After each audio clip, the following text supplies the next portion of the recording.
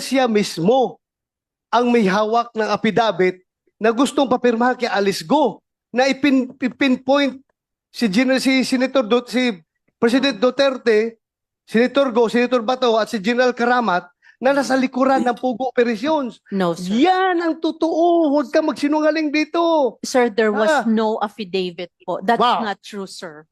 Alice, pumunta siya doon sa'yo two times? Co-hopping. Pumunta siya doon 2 times? You may answer this or not. Basta pumunta ba siya 2 times? Bumisita? Madam Chair, opo, 2 times po. O, pumunta siya. Anong purpose ng magpunta niya doon sa'yo?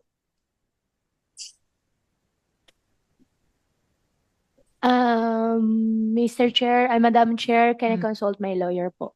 Okay, you can talk to your lawyer. Miss Maslog. So, Yes, ma'am.